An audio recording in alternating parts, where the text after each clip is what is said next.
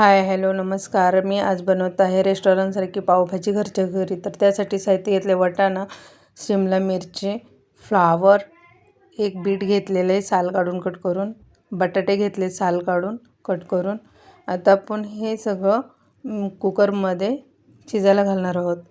तर ते सगळं सारण एकत्र करून त्यात कांदा कट करून घेतलेला आहे, 2 टमाटे कट करून घेतलेत, ते पण टाकायचे आहेत.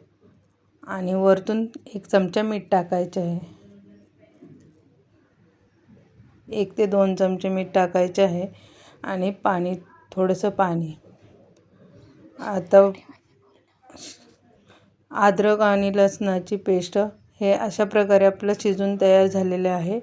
आता हे पळीनं आपण सारण एकजीव करणार आहोत.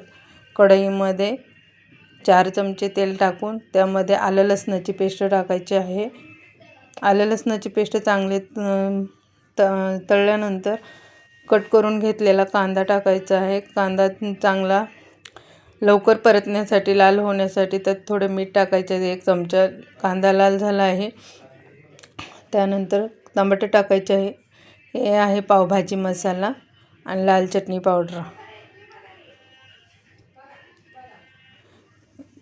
लाल चटणी पावडर 2 चमचे, मोठे 2 चमचे लाल चटणी पावडर टाकायचे आहे आणि हा पावभाजी मसाला टाकायचा आहे.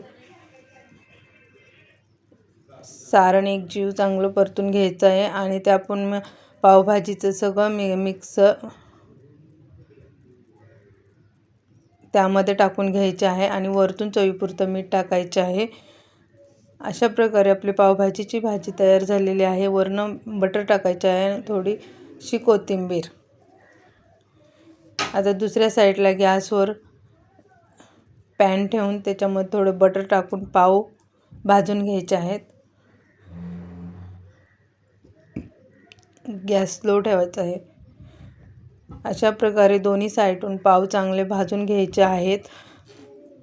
आपली खाण्यासाठी पावभाजी तयार झालेली आहे. अशा प्रकारे तुम्हाला पावभाजीची रेसिपी कशी आवडल्यास व्हिडिओला लाईक, शेअर, सबस्क्राईबर नक्की करा. कमेंट करून सांगा की पावभाजी कशी झाली आहे.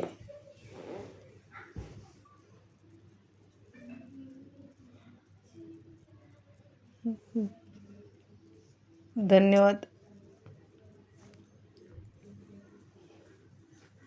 अशा प्रकारे आपलं पावभाजीचे ताट आपण रेडी केले आहे खाण्यासाठी. वरतून थोडेसे लिंबू पिळायचे आहे, कोथिंबीर थोडी टाकायची आहे.